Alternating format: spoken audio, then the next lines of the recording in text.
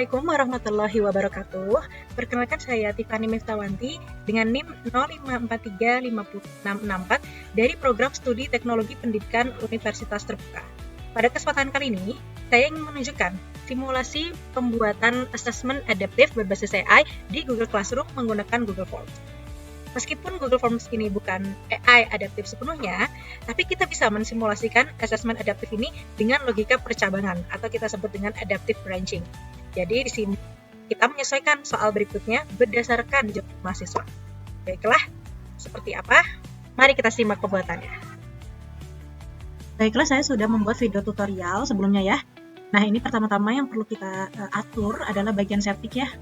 Untuk bagian setting ini jangan lupa opsi make kuisnya diaktifkan terlebih dahulu. Kemudian kita buat kolom untuk nama lengkap dan NIM. Kemudian kita buat section 1, yaitu section untuk menempatkan soal-soal yang mudah terlebih dahulu. Jangan lupa masukkan pertanyaannya dan setting kunci jawabannya. Berikut pula dengan poinnya. Poinnya karena soal ini termasuk mudah, kita berikan saja poinnya 1 per pertanyaan. Per soal itu 1 poin. Sudah, saya masukkan 3 soal di sini. Kemudian kita buat section 2, yaitu section untuk menempatkan soal-soal yang level kesulitannya sedang. Seperti tadi kita setting kunci jawabannya, dan untuk poinnya kita lebihkan ya menjadi 2 poin per soal karena tingkat kesulitannya sedang. Sudah saya masukkan 3 soal juga. Yang terakhir, maksudnya yang selanjutnya adalah kita buat section 3, yaitu section untuk menempatkan level 3 soal-soal yang tingkat kesulitannya tinggi atau bisa dibilang HOTS ya. Jangan lupa kunci jawabannya di setting. Untuk poin saya berikan 4 karena soal ini tergolong sulit. Seperti sebelum-sebelumnya saya memasukkan 3 soal juga untuk level 3 sehingga totalnya ada 9 soal. Yang terakhir kita buat section remedial, yaitu section untuk soal yang tingkat kesulitannya mudah. Di sini saya berikan poinnya 0 saja agar tidak mempengaruhi nilai mahasiswa. Jangan lupa kita buatkan kata-kata penutup seperti ini. Kita pisahkan ke section lain ya, menjadi section terakhir yang tadi itu, yang bagian kata-kata penutup. Nah, kemudian ini untuk jawaban yang salah kita arahkan ke section remedial agar ketika mahasiswa menjawab salah, dia akan diarahkan ke section remedial.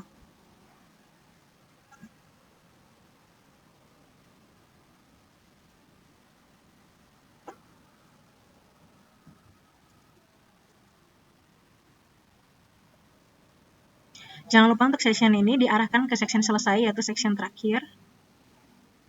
Dan untuk jawaban benarnya kita arahkan juga ke section selesai. Selanjutnya kita share Google Form-nya ke Google Classroom.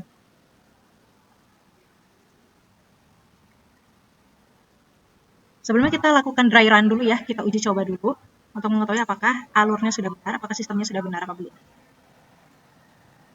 Saya coba menjawab benar dulu untuk semua soalnya, seharusnya akan diarahkan ke halaman selesai atau kata-kata penutup. Ya, betul.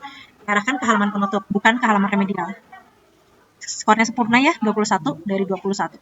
Baik, sekarang saya uji coba yang kedua. Saya coba nanti menjawab salah di soal terakhir. Seharusnya ketika saya menjawab salah, sistem akan mengarahkan saya ke halaman remedial dan bukan ke kata-kata penutup. Mari kita coba. Nah, di sini nih saya jawab salah. Maka yang muncul adalah halaman remedial ya. Bagus, berarti sistemnya sudah berjalan dengan baik dan benar. Sekarang kita bisa masukkan soal ini ke Google Classroom. Kita buat dulu kelasnya.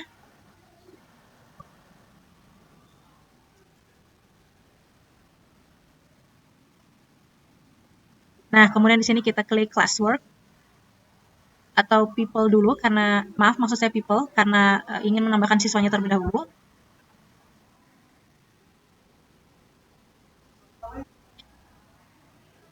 Kemudian kita masuk ke classwork untuk memasukkan kuis tadi. Nah, di sini kita buat judulnya terlebih dahulu. Judul assessment adaptifnya.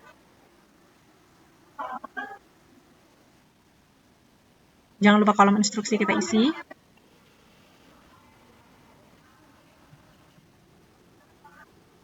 Nah, kemudian di sini kita klik drive dan kita masukkan file assessment adaptif tadi. Ya.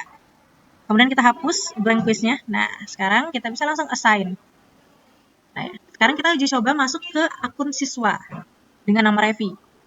Nah, di sini saya sudah masuk ke akun siswa dengan nama Revi, kemudian saya masuk ke Google Classroom dan melihat ke kelas asesmen adaptif tadi, kelas uji coba asesmen adaptif, saya klik gabung, lalu saya klik bagian tugas baru. Nah, sudah ada ya, sudah muncul asesmen adaptifnya, sekarang saya coba kerjakan.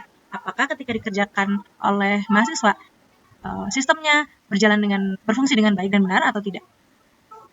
Di sini saya coba untuk menjawab benar dulu, kemudian nanti di akhir saya akan menjawab salah.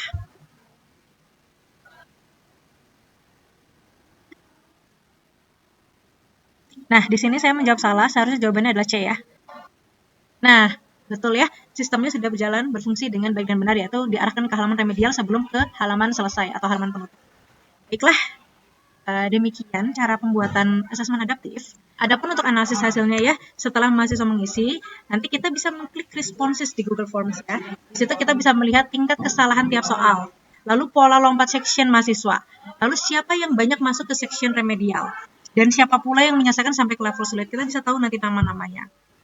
Nah, misalnya nih, contoh intervensi dosen misalnya, jika 70% mahasiswa jatuh ke remedial, berarti konsep dasar belum kuat dan perlu sesi penjelasan tambahan. Nah, kalau banyak mahasiswa sudah mencapai section sulit, berarti dosen dapat memberikan challenge tambahan, misalnya mini project. Adapun manfaat untuk mahasiswa, beberapa diantaranya adalah satu, bisa melihat di level mana mereka kesulitan.